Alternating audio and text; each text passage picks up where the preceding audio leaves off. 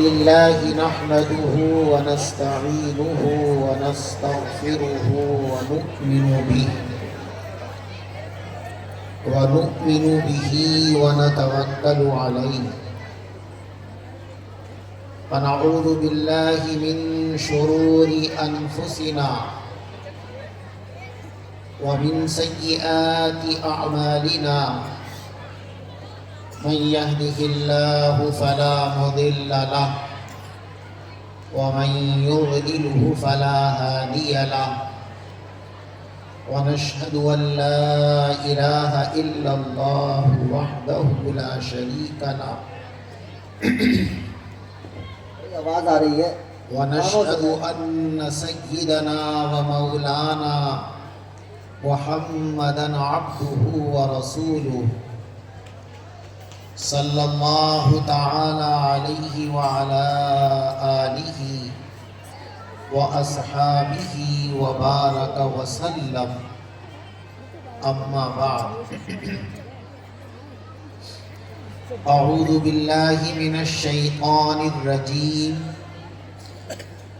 بسم الله الرحمن الرحيم اقرأ باسم ربك الذي خلق خلق الإنسان من علق اقرأ وربك الأكرم الذي علم بالقلم علم الإنسان ما لم يعلم صدق الله العظيم بزرگان محترم، عزیز بھائیوں، آپ اپنا قیمتی وقت قربان کر کے، اپنے آرام کو قربان کر کے یہاں آئے ہیں، تو آپ سے گزارش یہ ہے کہ اپنی اس قربانی کو، اپنے اس وقت کو ضائع مت کرو۔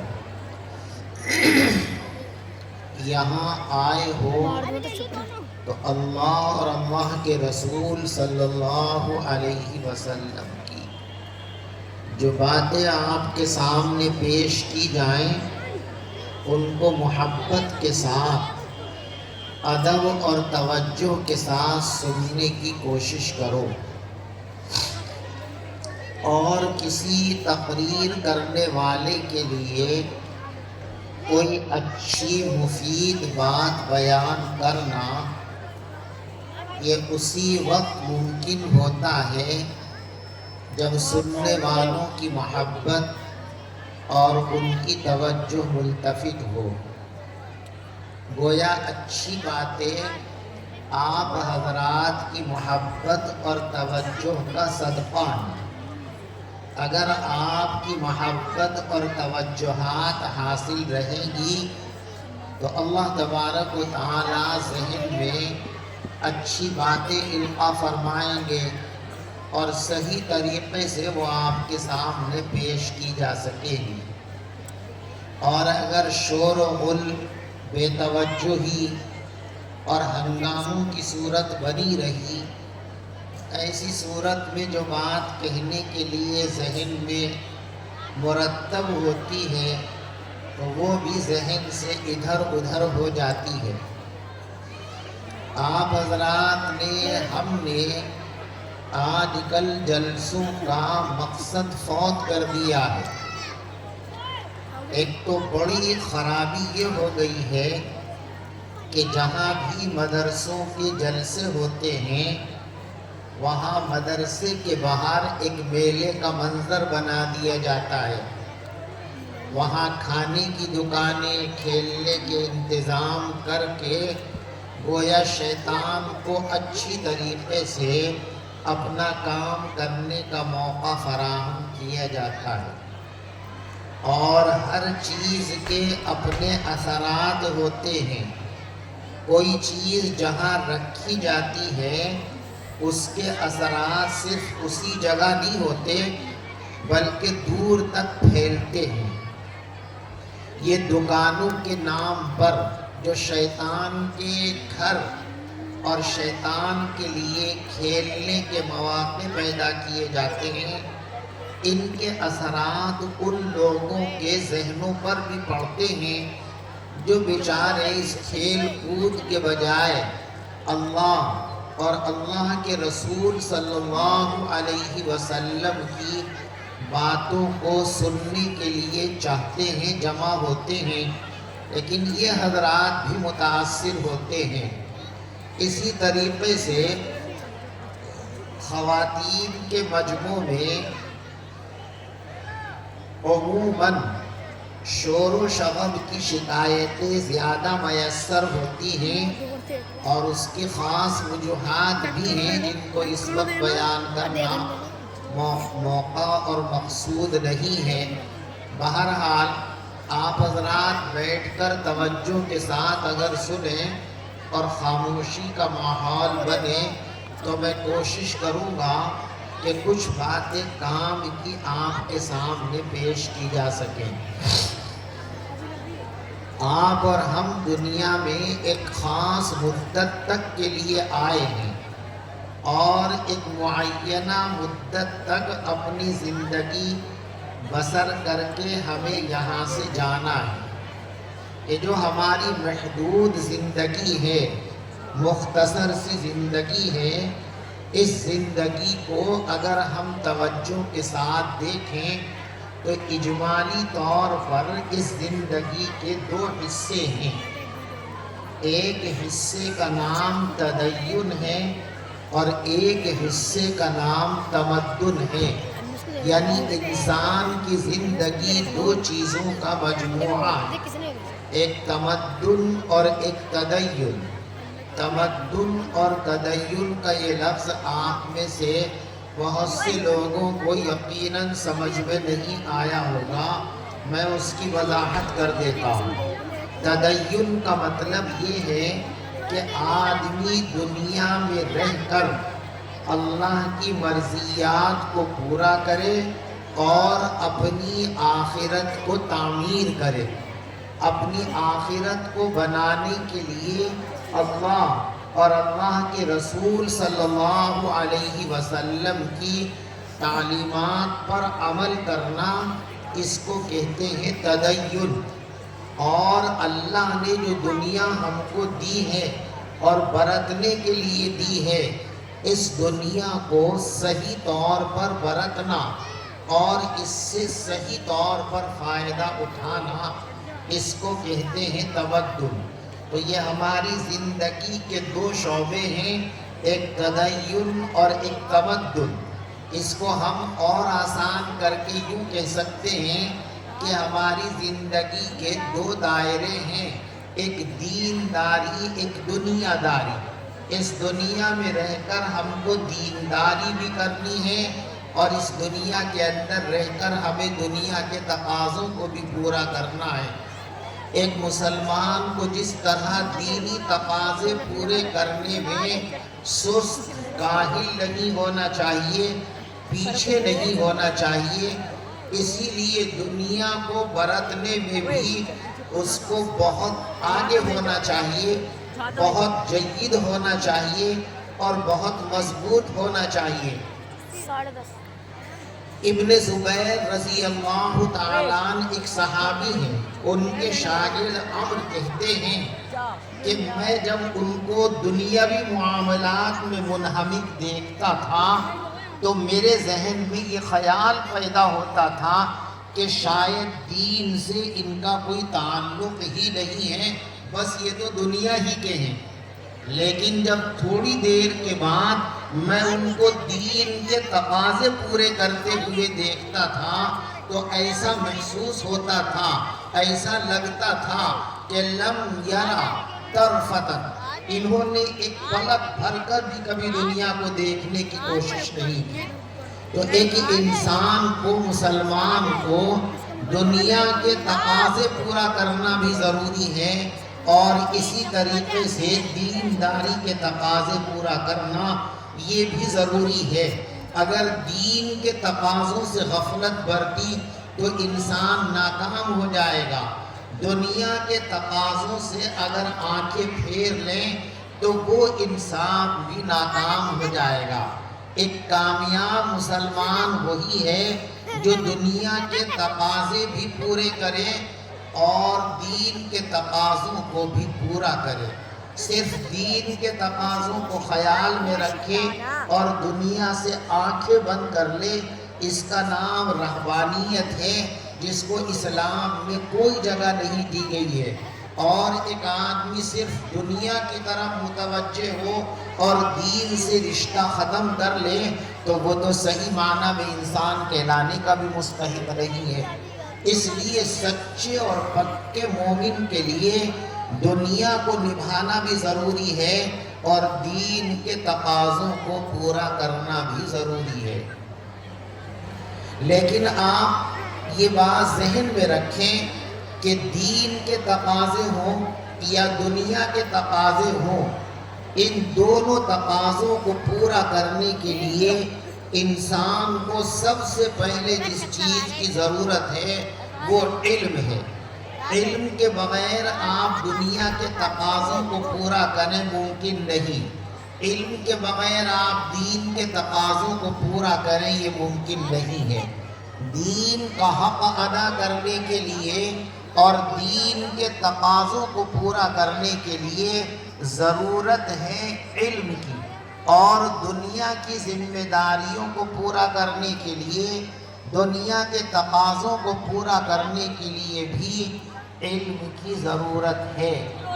اور اس کی سب سے بڑی دلیل یہ ہے کہ جب اللہ تبارک و تعالیٰ نے آدم علیہ السلام کو دنیا کا نظام سپرد کرنے کا ارادہ فرمایا تو اللہ تبارک و تعالیٰ نے ان کو دنیا میں بھیجنے سے پہلے دنیاوی چیزوں کا علم عطا فرمایا، دنیا کا علم عطا فرمایا۔ قرآن پاک میں ہے وَعَلَّمَ آدَمَ الْأَسْمَاءَ كُلَّهَا کہ اللہ نے آدم علیہ السلام کو تمام چیزوں کے نام، ان کے خواص، ان کا نفع، ان کا نقصان، ان کے استعمال کرنے کے طریقے اور اس کے بارے میں احتیاطی تدابیر، ان تمام چیزوں کا تفصیلی علم اللہ تبارک و تعالیٰ نے آدم علیہ السلام کو عطا کیا اور یہ فرمایا کہ دنیا کے نظام کو وہی چلا سکتا ہے اور دنیا کے تقاضوں کو وہی پورا کر سکتا ہے جو دنیا کے بارے میں جانتا ہو۔ چنانچہ فرشتوں نے جب اپنی خدمات اللہ کے سامنے پیش کی کہ آدم کو جس کام کے لیے آپ دنیا میں بھیجنا چاہتے ہیں، آدم سے زیادہ بہتر طریقے پر وہ کام ہم انجام دے سکتے ہیں، لہذا آدم کی بجائے آپ دنیا کا نظام ہمارے حوالے کیجئے، ہم کو زمین کے اندر خلافت کا مقام عطا کیجئے۔ تو اللہ نے اس وقت آدم علیہ السلام کو اسماء یعنی مخلوقات کا علم دے کر فرشتوں کو یہ بتایا کہ ہم دنیا کا نظام چلانا چاہتے ہیں اور دنیا کا نظام چلانے کے لیے ضروری ہے کہ آدمی دنیا کو جانے۔ آدم دنیا کو جانتے ہیں، دنیا کے تقاضوں کو جانتے ہیں، دنیا کی ضرورتوں کو جانتے ہیں، لہذا وہ تو عالم کا نظام چلا سکتے ہیں۔ تم دنیا کی مخلوق ہی نہیں ہو، لہذا دنیا کے تقاضے تم کو معلوم نہیں ہیں، تم نہیں جانتے کہ بھوک کی تکلیف کیا ہوتی ہے، تم نہیں جانتے کہ مظلوم کا کرب کیا ہوتا ہے، تم نہیں جانتے کہ پیاس کی شدت کیا ہوتی ہے، اس لیے تم دنیا کے ساتھ انصاف نہیں کر سکتے۔ آدم کو ہم نے یہ صلاحیت دی ہے، وہ دنیا کے تقاضوں کو پورا کر کے، وہ دنیا کو سمجھ کر اس کے تقاضوں کو پورا کر سکتے ہیں۔ اس لیے فرمایا انی اعلم ما لا تعلمون، میں دنیا کے نظام کو چلانے کے لیے جن صلاحیتوں کی ضرورت ہے اس کو میں جانتا ہوں، تم نہیں جانتے ہو، اس لیے میں نے آدم میں وہ صلاحیت رکھی ہے تمہارے اندر وہ صلاحیت نہیں رکھی، اس لیے میں آدم کو زمین کا انتظام حوالے کر رہا ہوں۔ تو معلوم ہوا کہ دنیا کے تقاضوں کو پورا کریں اس کے لیے بھی ہم کو علم چاہیے، اور ہم دین کے تقاضوں کو پورا کریں اس کے لیے بھی ہم کو علم چاہیے۔ دونوں میں سے کوئی سی ذمہ داری بھی مسلمان علم کے بغیر پوری نہیں کر سکتا۔ اس لیے ہم یہ کہتے ہیں کہ مسلمانوں کو دینی علوم کی بھی ضرورت ہے اور مسلمانوں کو دنیاوی علوم کی بھی ضرورت ہے۔ یہ انسان، یہ مسلمان بغیر علم کے صحیح سمت میں ایک قدم بھی آگے بڑھ لے اس کا امکان نہیں ہے۔ بغیر علم کے آپ ایک قدم بھی اللہ کی مرضی کے موافق نہیں چل سکتے ہو۔ ہر قدم پر اللہ کی مرضی کو جاننا اور اللہ کی مرضی کے موافق اپنی زندگی کے کاموں کو انجام دینا، اس کے لیے ضرورت علم کی ہے۔ اس لیے اللہ تبارک و تعالیٰ نے انسانوں سے سب سے پہلے جو بات کی تھی، آپ کو معلوم ہے کہ اللہ نے انسانوں سے سب سے پہلے گفتگو کب کی تھی؟ اللہ نے تمام انسانوں سے سب سے پہلے جو خطاب کیا، سب سے پہلے جو گفتگو کی بات چیت کی ہے وہ عالم ارواح کے اندر کی ہے، اور سب سے پہلا جملہ جو اللہ تبارک و تعالیٰ نے انسانوں سے فرمایا تھا ان کی روحوں سے، اس کو مشکات شریف کے اندر بیان کیا گیا ہے۔ مشکات شریف حدیث کی مشہور کتاب ہے، اس میں باب الایمان بالقدر میں ایک حدیث ہے کہ اللہ نے تمام انسانوں کی روحوں کو جمع فرمایا، اور جمع کرنے کے بعد ان سے اللہ نے گفتگو کی تو سب سے پہلے یوں فرمایا، اعلموا، اے لوگو یہ بات جان لو، انی انا اللہ، میں اللہ ہوں، لا الہ غیری، میرے سوا کوئی معبود بننے کے لائق نہیں ہے۔ تو اللہ نے سب سے پہلے انسانوں کو عالم ارواح کے اندر علم کے عنوان سے خطاب کیا، جس سے معلوم ہوا کہ انسان کی سب سے اہم اور بنیادی ضرورت علم ہے۔ انسان علم کے بغیر انسانیت کا حق ادا نہیں کر سکتا، اپنی ذمہ داریوں کو پورا نہیں کر سکتا۔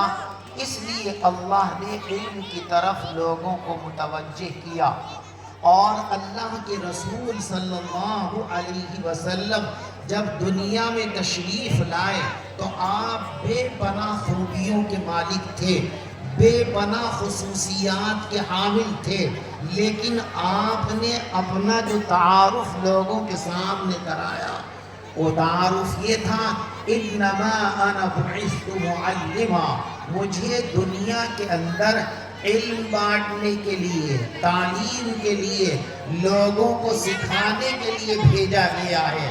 تو علم یہ انسان کی سب سے اہم اور سب سے پہلی اور بنیادی ضرورت ہے جس کی طرف انسان کو متوجہ ہونا ہے۔ اور مسلمان کا معاملہ تو اس معاملے میں سب سے علیحدہ اور ممتاز ہے۔ آپ دیکھیں کہ اللہ تبارک و تعالیٰ نے اپنے رسول صلی اللہ علیہ وسلم کی نبوت کے اعلان کا جب ارادہ کیا اور دنیا میں آپ کو نبی کی حیثیت سے کام کرنے کا موقع دیا، تو اس وقت آپ پر وحی کے نازل کرنے کا سلسلہ شروع کیا۔ آپ کو قرآن مقدس دیا گیا۔ قرآن میں سارا دین ہے، نماز بھی ہے، روزہ بھی ہے، حج بھی ہے، زکوٰۃ بھی ہے، عمرہ بھی ہے، کاروبار کے مسائل بھی ہیں، معیشت کے مسائل بھی ہیں، معاشرت کے مسائل بھی ہیں، قضاء اور عدالت کے مسائل بھی ہیں، آخرت کے مسائل بھی ہیں، دنیا کے مسائل بھی ہیں۔ لیکن سب سے پہلے قرآن کی جو آیت رسول پاک صلی اللہ علیہ وسلم کے حوالے کی گئی اور آپ کو سنائی گئی وہ نماز اور روزے کے متعلق نہیں ہے. حالانکہ نماز اور روزہ یہ اسلام کے بنیادی ارکان ہیں. بخاری شریف کی حدیث ہے بنی الاسلام علی خمس، اسلام کی بنیاد 5 چیزوں پر رکھی گئی ہے. شہادت اللہ الہ الا اللہ وان محمد رسول اللہ. پہلی بنیاد یہ ہے کہ انسان توحید کی گواہی دے اور رسالت کی گواہی دے، اللہ کو اکیلا معبود مان لے اور رسول پاک صلی اللہ علیہ وسلم کو اللہ کا پیغمبر اور خاتم النبیین مان لے. یہ پہلی بنیاد. دوسری بنیاد فرمائی و اقام الصلاۃ، نمازوں کو قائم کرنا، و ایتاء الزکاۃ، اور زکوٰۃ دینا، اور روزہ رکھنا، اور حج بیت اللہ. یہ 5 چیزیں بنیاد ہیں اسلام کی. لیکن پہلی وحی جب نبوت کا آغاز ہو رہا ہے اس کے ظہور کا، تو اللہ نے قرآن کی سب سے پہلی آیت رسول پاک صلی اللہ علیہ وسلم کو نماز، روزہ، حج اور زکوٰۃ کے بارے میں نہیں بلکہ علم والی آیت عطا فرمائی. آپ کو اللہ کی طرف سے سب سے پہلا خطاب اور آپ کی معرفت دنیا کے تمام انسانوں سے سب سے پہلا خطاب اللہ نے فرمایا اقرأ بسم ربک الذی خلق. آپ اللہ کا نام لے کر پڑھیں. وہی اللہ جس نے سارے انسانوں کو پیدا کیا. اقرأ بسم ربک الذی خلق. تو سب سے پہلا پیغام جو اللہ نے انسانوں کے نام بھیجا ہے اس دنیا میں وہ علم کا پیغام بھیجا ہے. لیکن آپ تو یہی نہیں سمجھتے کہ قرآن ہمارے لیے ہے کیا. ہم نے قرآن کو تعویذوں کی کتاب، قرآن خوانی اور مغفرت کی کتاب بنا رکھا ہے.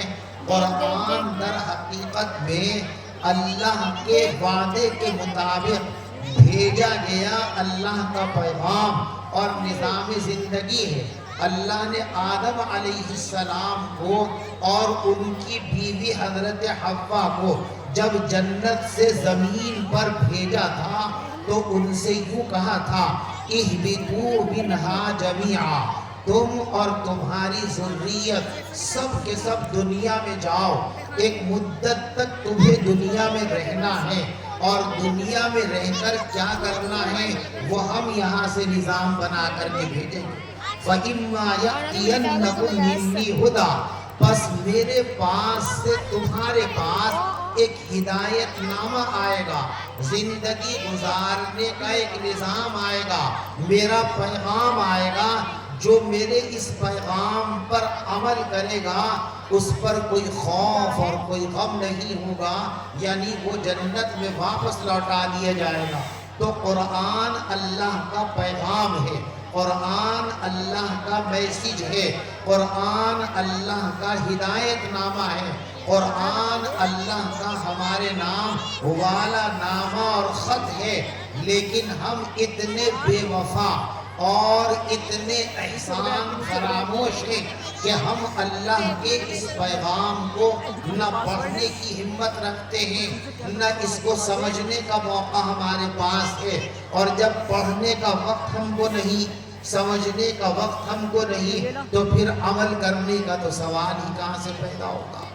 اس لیے میرے دوستو قرآن اللہ کا پیغام ہے ہمارے اور آپ کے نام، اور اس میں اللہ نے سب سے پہلے ہم کو علم کی طرف متوجہ کیا. اقرأ بسم ربک الذی خلق، کہ تم اپنے پروردگار کا نام لے کر پڑھو. تو مسلمانوں کے دین کی ابتدا ہی علم سے ہو رہی ہے، اور اس کے باوجود دنیا میں یہ حقیقت ہے کہ سب سے زیادہ بے پڑھی لکھی قوم اگر دنیا کے اندر ہے تو وہ مسلمان ہے۔ پڑھائی اور لکھائی میں آپ دنیا میں سب سے پیچھے ہیں، جیسے شیطانی کام میں آپ دنیا میں سب سے آگے ہیں۔ شیطان کا ایک خاص کام اللہ نے قرآن میں بیان کیا، ان المبذرین کانوا اخوان الشیاطین، فضول خرچی کرنے والے یہ شیطان کی ٹولی کے لوگ ہیں، یہ شیطان کی برادری کے لوگ ہیں، یہ شیطان کے خاندانی لوگ ہیں۔ آپ فضول خرچی میں سب سے آگے ہو۔ آپ اپنی شادیوں میں ہزاروں روپے گاڑیوں پر صرف کر دیتے ہو، آپ ہزاروں روپیہ آگ اور پٹاخوں میں جھونک دیتے ہو، آپ ہزاروں روپے جو ہے پتہ نہیں کہاں کہاں خرچ کر دیتے ہو، اور جب دین کے نام پر خرچ کرنے کا نمبر آئے تو آپ سے زیادہ غریب کوئی نہیں ہوتا۔ نکاح کی محفل میں بیٹھے ہو کبھی؟ جب نکاح کی محفل ہوتی ہے، بارات ہوتی ہے، تو جب گھر سے چلتا ہے دولہا کا باپ، تو اس سے بڑا نواب دنیا میں کوئی نہیں ہوتا۔ ہر کام میں یوں کہتا ہے اسی واسطے تو کمایا ہے، آج ہی کے لیے تو ہے جو کچھ بھی ہے، ہر جگہ فن خواں۔ اور جب نکاح کی مجلس میں بیٹھتا ہے اور اللہ کے رسول کی بات پر عمل کرنے کا نمبر آتا ہے، پیغمبر علیہ السلام کا ارشاد ہے، احق الشروط ان توفوا به ما استحللتم به الفروض، سب سے اہم ذمہ داری جو تم کو ادا کرنی ہے وہ مہر کی ادائیگی ہے۔ تو جب مولانا یہ پوچھتے ہیں کہ ہاں بھئی مہر کتنا، تو وہی بے شرم جو اب تک سب سے بڑا مالدار تھا، ٹن شاہ تھا، اب وہ کیا کہتا ہے، اجے ذرا بچے کی حیثیت کے اتنے لکھ دو جتنے یہ دل جاتا، اب سب سے بڑا فقیر بن جاتا ہے۔ تو جس طرح دنیا میں برے کاموں میں سب سے پہلے آپ کا نام ہے، اسی طرح جہالت اور بے پڑھا لکھا ہونے میں بھی آپ ساری دنیا کے اندر سب سے آگے ہیں، سب سے آگے۔ اگر بے پڑھے لکھوں کی گنتی کی جاتی ہے تو اس میں پہلے مقام پر مسلمانوں کا نام ہے۔ آپ ذرا سوچو، جس نبی نے اپنا تعارف علم سے کرایا ہو، انما انا بعثت معلما، جس نبی پر اترنے والی کتاب کی پہلی وحی اقرا بسم ربک الذی خلق ہو، پڑھنے اور پڑھانے والی ہو، اس قوم کے لوگ، اس نبی کو ماننے والے لوگ اگر علم میں پیچھے ہیں تو اس سے بڑا حادثہ فاجعہ اور دنیا کے اندر کوئی نہیں ہو سکتا۔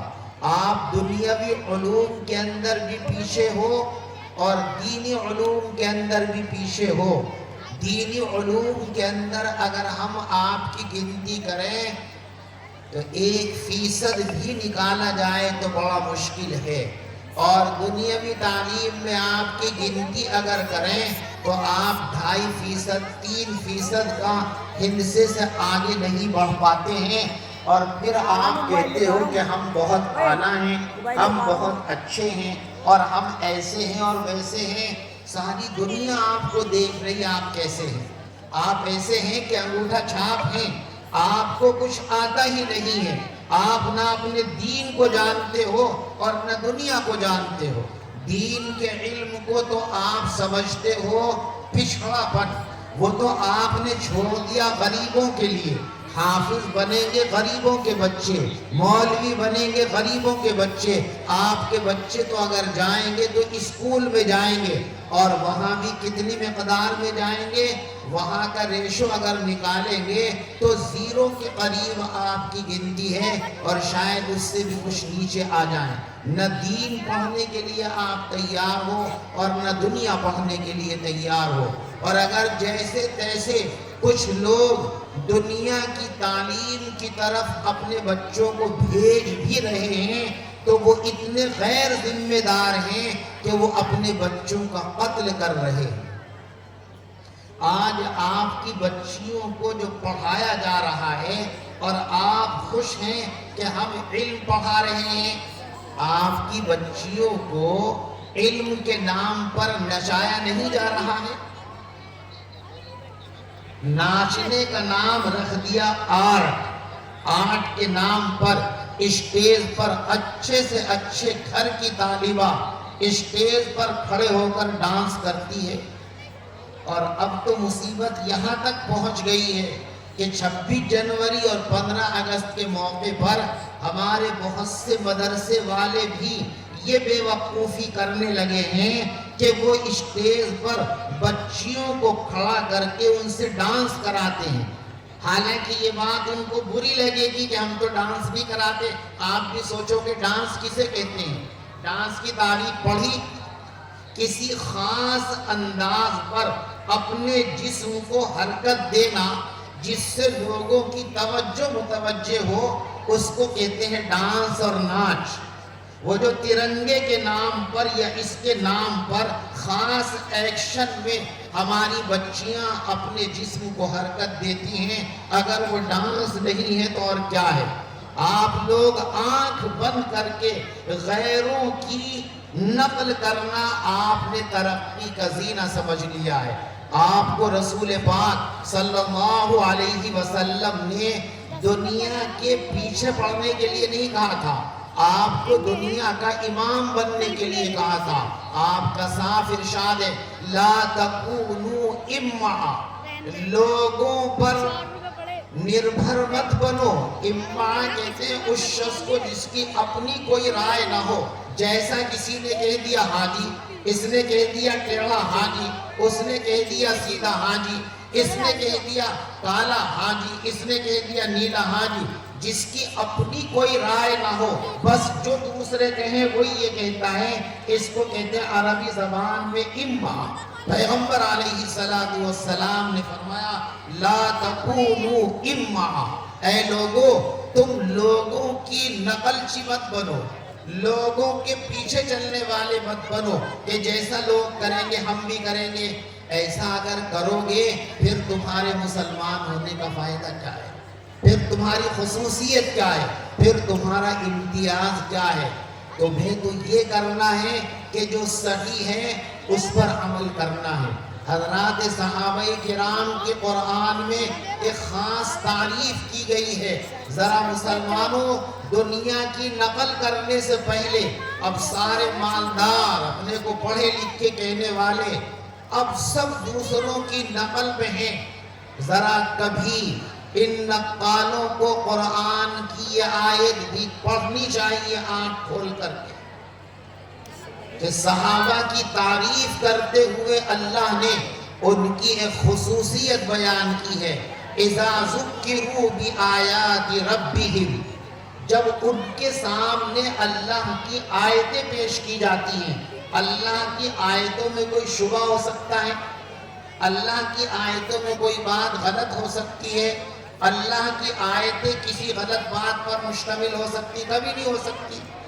لیکن اس کے باوجود صحابہ کی کیا بیان کی گئی بات؟ لم یخروا علیہا صما وعمیانا، اللہ کی آیتوں کو بھی آنکھ بند کر کے قبول نہیں کرتے تھے بلکہ بصیرت سے حقیقت کو اس کو حق جان کر جب ان کے دل میں یہ بات اچھی طرح اترتی تھی کہ یہ پیغام حق ہے تب انہوں نے اس پیغام کو قبول کیا، دیکھا دیکھی قبول نہیں کیا.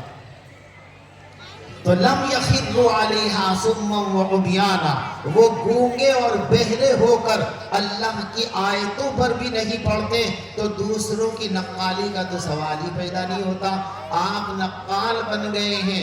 آج مسلمانوں کے زیر انتظام چلنے والے اسکول اور کالجوں کا حال دوسرے لوگوں کے کالجوں سے بہتر نہیں ہے بلکہ میں کہوں کہ بدتر ہے. اگر وہ نچا رہے ہیں آرٹ کے نام پر تو مسلمانوں کا مینجمنٹ جو اسکول چلاتا ہے وہ بھی نچا رہا ہے. وہ اگر غلط کام کرا رہے ہیں تو مسلمانوں کے اسکول بھی کام کرا رہے ہیں. دوسروں کی نقل میں اپنے ایمان سے ہاتھ دھو رہے ہو، اپنی تہذیب کو ختم کر رہے ہو، اپنی شناخت مٹا رہے ہو، پھر آپ دنیا میں کیسے باعزت زندگی پا سکتے ہیں؟ رسول پاک صلی اللہ علیہ وسلم تو جہاں یہ شبہ ہوا کہ دوسری قوموں سے ہماری تہذیب گڑبڑ ہو سکتی ہے تو اپنا رویہ تبدیل کر دیا کرتے تھے کہ ہماری شناخت اور ہماری پہچان علیحدہ ہونی چاہیے۔ آج مسلمانوں کا چہرہ دیکھو اور عیسائیوں کا چہرہ دیکھو، امتیاز کرنا مشکل ہے۔ مسلمانوں کے کھانے پینے کو دیکھو اور دوسروں کے کھانے پینے دیکھو، مسلمانوں کی شادی اور بیاہ دیکھو اور دوسروں کے دیکھو، کوئی ذرہ برابر فرق نہیں ہے دادا۔ دوسروں کی تہذیب میں ڈوب چکے ہو آپ لوگ، اور ڈوبا ہوا مرتا ہے، زندہ نہیں رہتا، اس لیے تم مردہ قوم بن چکے ہو۔ رسول پاک صلی اللہ علیہ وسلم نے اپنی تہذیب اور اپنی شناخت کو کسی طور پر بھی متاثر نہیں ہونے دیا۔ رسول پاک صلی اللہ علیہ وسلم کا معمول پہلے یہ تھا کہ آپ جو ہے سر میں مانگ نہیں نکالتے تھے۔ جب مدینہ پہنچے اور دیکھا کہ یہودیوں کا حال بھی یہ ہے کہ وہ مانگ نہیں نکالتے، رسول پاک صلی اللہ علیہ وسلم نے فوراً اپنا طرز بدل دیا اور مانگ نکالنی شروع کر دی بالوں کے اندر۔ بالوں میں مانگ نکالنا اور نہ نکالنا کتنی چھوٹی سی بات ہے، کتنی معمولی سی بات ہے، لیکن رسول پاک صلی اللہ علیہ وسلم نے اس چھوٹی چیز کو بھی یہود کی تہذیب میں خلط ملط ہونے کو گوارا نہیں کیا۔ اگر وہ ایسا کرتے ہیں تو ہم ایسا کریں گے، وہ مانگ نہیں نکالتے ہم مانگ نکالا کریں گے، تاکہ دیکھنے والا یہ پہچان سکے کہ یہ مسلمان ہے اور یہ وہ ہے جو مسلمان نہیں ہے۔ آپ صلی اللہ علیہ وسلم نے اپنی تہذیب اور شناخت کو بچانے کے لیے اس قدر اہتمام کیا۔ آپ مدینہ تشریف لائے، 10 محرم کا روزہ رکھتے تھے۔ مدینے میں آئے، پتہ چلا کہ یہود بھی 10 محرم کا روزہ رکھتے ہیں۔ پوچھا گیا تم کیوں رکھتے ہو روزہ؟ تو انہوں نے بتایا کہ 10 محرم میں حضرت موسیٰ علیہ السلام کو فرعون کے ظلم سے نجات ملی تھی، اور موسیٰ علیہ السلام نے اس دن شکرانے کے طور پر روزہ رکھا تھا، اس لیے ہم بھی یہ روزہ رکھتے ہیں، یہ ہماری مذہبی روایت ہے۔ رسول پاک صلی اللہ علیہ وسلم نے یہ گوارا نہیں کیا کہ مسلمانوں کی مذہبی روایت اور دیگر مذاہب کی روایتیں آپس میں گڑبڑ اور خلط ملط ہو جائیں۔ مسلمانوں کی عبادت کا انداز بھی علیحدہ ہوگا، دوسروں سے ممتاز ہوگا، اس لیے فوراً اعلان فرما دیا کہ آئندہ سال اگر میں زندہ رہوں گا تو میں 1 دن کا نہیں 2 دن کے روزے رکھوں گا، 10 کا بھی رکھوں گا اور 9 کا بھی رکھوں گا، تاکہ میرا روزہ اور یہودیوں کا روزہ دونوں یکساں نہ رہے، بیچ میں لکیر آ جائے، یہ مسلمانوں کا روزہ ہے، یہ یہودیوں کا روزہ ہے۔ اور آپ نے ہر چیز میں اپنی شناخت کو مٹا دیا، کھانے میں دوسروں کی تہذیب، پہننے میں دوسروں کی تہذیب، اٹھنے بیٹھنے میں دوسروں کی تہذیب۔ آپ بتائیے سر سے لے کے پاؤں تک، صبح سے لے کے شام تک، آپ کی زندگی کا وہ کون سا گوشہ ہے جس میں آپ دوسروں کی نقالی نہیں کر رہے ہو؟ کس مقام پر آپ اسلام کی نمائندگی کرتے ہو؟ کدھر سے لگتا ہے کہ آپ مسلمان ہو؟ آپ کی تجارت کو دیکھیں، آپ کی زراعت کو دیکھیں، آپ کی معاشرت کو دیکھیں، آپ کی معیشت کو دیکھیں، کوئی ایک جگہ تو آپ بتا دیجئے کہ جہاں ایسا لگتا ہو کہ مسلمانوں نے اپنے دین اور اپنی تہذیب اور اپنی شناخت سے وفاداری کی ہو۔ اور یاد رکھو، یہ دنیا چلانے کے لیے اللہ نے ایک پالیسی بنائی ہے، ایک سسٹم بنایا ہے، دنیا اسی پالیسی اور سسٹم پر چل رہی ہے۔ اسی پالیسی اور سسٹم کا حصہ یہ بھی ہے کہ اللہ تبارک و تعالی اس قوم کو ذلیل کر دیتے ہیں، بے نام و نشان کر دیتے ہیں جو اپنی شناخت کھو دیتی ہے۔ آپ نے اپنی شناخت کو کھو دیا، اس لیے ساری دنیا میں آپ بے وقت ہیں۔ آپ نے کبھی سوچا میری داڑھی کے یہ بال اور ایک سکھ بھائی کی داڑھی کے بال میں کیا فرق ہے؟ اس کی داڑھی کے بھی بال ہیں، میری داڑھی کے بھی بال ہیں، آپ کی داڑھی کے بھی بال ہیں، دونوں میں کوئی فرق ہے بال ہونے کے اعتبار سے؟ بتائیے۔ ان کی داڑھی بھی یہی ہڈیوں سے اگ رہی ہے، میری داڑھی بھی ہڈیوں سے اگ رہی ہے، میری داڑھی بھی بالوں پر مشتمل ہے اور سردار بھائیوں کی داڑھی بھی بالوں پر مشتمل ہے، لیکن دنیا کا رویہ تمہاری داڑھی کے بارے میں اور ان کی داڑھی کے بارے میں بالکل جداگانہ ہے۔ وہ اپنی اسی داڑھی کے ساتھ پائلٹ بھی ہیں، وہ اپنی اسی داڑھی کے ساتھ پولیس میں بھی ہیں، وہ اپنی اسی داڑھی کے ساتھ وزیر اعظم بھی ہیں، وہ اپنی اسی داڑھی کے ساتھ صدر جمہوریہ کی کرسی پر بھی بیٹھ کر کے چلے گئے ہیں، اور آپ ایک کانسٹیبل بھی اگر بنو گے تو آپ کی داڑھی گوارا نہیں۔ آپ کہہ دیتے ہو کہ صاحب ہمارے ساتھ تعصب ہے، جھوٹ ہے، یہ غلط ہے، تعصب نہیں ہے، یہ دراصل تمہاری بے حسی کا نتیجہ ہے کہ تم نے اپنی شناخت کو کھو دیا۔ مسلمانوں نے داڑھی کو اپنے لیے ضروری نہیں سمجھا، لہذا دنیا ان کی داڑھی کو ٹھکرا رہی ہے۔ آپ لوگوں نے نمازوں کو چھوڑ دیا، اس لیے دنیا آپ کی مسجدوں کو گرا رہی ہے۔ جب تم اپنی شناخت مٹا رہے ہو، اپنی تہذیب مٹا رہے ہو، تو شناخت اور تہذیب کو مٹا کر دنیا کے اندر کوئی قوم زندہ نہیں رہا کرتی۔ دنیا کے اندر کوئی قوم عزت کے ساتھ اگر جی سکتی ہے تو اپنی تہذیب کے ساتھ جی سکتی ہے، اپنی شناخت کے ساتھ جی سکتی ہے، اپنی مذہبی روایتوں کی حفاظت کے ساتھ عزت کی زندگی مل سکتی ہے۔ اپنی مذہبی اور تہذیبی روایات کو چھوڑنے کے بعد دنیا میں سوائے ٹھوکروں کے اور کچھ ملنے والا نہیں۔ آج ہم بہت کثرت کے ساتھ اور شدت کے ساتھ یہ بات کہتے ہیں کہ بھئی مسلمان ہونے کی وجہ سے ہمارے ساتھ زیادتیاں کی جا رہی ہیں، لیکن یہ بات سراسر جھوٹ ہے۔ مسلمان ہونے کی وجہ سے تمہارے ساتھ زیادتیاں نہیں ہیں، زیادتیاں اس لیے ہیں کہ تم مسلمان نہیں ہو، تم نے صرف مسلمانوں کا نام اور لبادہ اوڑھ رکھا ہے، اسلام نام کی کوئی چیز تمہارے پاس نہیں ہے۔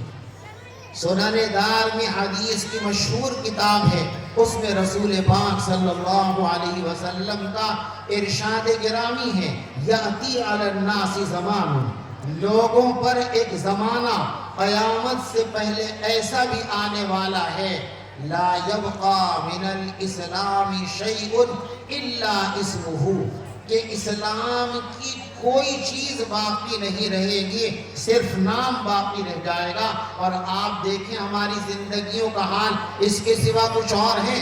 ہمارا نام ہی تو عبداللہ، ساجد اور سلمان ہے، ورنہ ہمارے گھروں میں حیا نہیں ہے، پردہ نہیں ہے، نماز نہیں ہے، روزہ نہیں ہے، قرآن کی تلاوت نہیں ہے، سچائی نہیں ہے، اسلام کی کوئی چیز ناموں کے علاوہ نہیں ہے۔ شاہ رخ اور سلمان نام رکھ کے آپ جنت کے خواب دیکھ رہے ہو، یہ دیوانوں کا خواب ہے، احمقوں کا خواب ہے۔ شاہ رخ اور سلمان کے نام پر جنت نہیں ملے گی، جنت ملے گی لا الہ الا اللہ محمد الرسول اللہ صلی اللہ علیہ وسلم کہنے سے اور پھر اس کے تقاضوں کو پورا کرنے سے۔ تو نام باقی رہ گیا، فرمایا لا یبقى من الاسلام شیء الا اسمہ، اسلام کا صرف نام باقی رہے گا، حقیقت کو لوگ بھول جائیں گے۔ اور فرمایا تھا ولا یبقى من القرآن شیء الا رسمہ، قرآن کی ساری چیزیں امت کھو بیٹھے گی، بس اس کے الفاظ رہ جائیں گے، ان الفاظ کو لیے پھریں گے۔ آج ایسے ہی تو ہو رہا، قرآن کے الفاظ کی کھینچتان پر واہ سبحان اللہ، اور قرآن کے تقاضوں کو، قرآن کی تعلیمات کو ہم نے اپنی زندگی سے بیگانہ کر رکھا ہے۔ اس لیے میرے دوستو، ایسا یہ ترقی کے لیے ممکن نہیں ہے، یہ موت کے راستے ہیں۔ اور موت کے راستوں پر چلنے والا زندگی کی اگر امید رکھے تو اس سے بڑا دیوانہ اور پاگل کون ہو سکتا ہے؟ اس لیے میرے بھائیوں، علم حاصل کرو دین کا، علم حاصل کرو دنیا کا، لیکن ترتیب ذہن میں رکھو، تدین دینی علم غالب ہونا چاہیے، اور دنیاوی علوم اس کی ہدایت، اس کی رہنمائی میں اس کے مغلوب بن کر کے ساتھ رہیں تو انشاءاللہ آپ دنیا کے بھی مالک ہوں گے اور آخرت میں بھی آپ کا استقبال کیا جائے گا۔ اور اگر آپ نے علم کو چھوڑ دیا یا علم تدین اور علم تمدن کی آپ نے ترتیب کو بدل دیا، اپنے علوم دنیاوی کو اپنے دینی علوم کی ریکھاؤں سے باہر کر دیا، اس کے مرکز سے نکال دیا، تو یاد رکھو آپ کا حشر جو ہوگا وہ خسرت دنیا والآخرہ کی تعبیر ہوگی۔ نہ تم دنیا میں سر اٹھا کر جی سکتے ہو اور نہ قیامت میں تمہارا کوئی استقبال کیا جائے گا۔ اس لیے آپ خود اپنے اندر دین پیدا کرو، قرآن سے دلچسپی پیدا کرو، محبت پیدا کرو، اور اپنے بچوں کو دینی علوم اور دنیاوی علوم دونوں کے اندر اعلیٰ درجے پر فائز کرنے کے لیے محنت کرو۔ جب ایسا کرو گے تبھی انشاءاللہ دنیا آپ کے قدم چومے گی، فرشتے آپ کا استقبال کریں گے۔ اللہ ہم سب کو ان باتوں کو سمجھنے کی توفیق عطا فرمائے۔ آمین۔ وآخر دعوانا ان الحمد للہ رب العالمین۔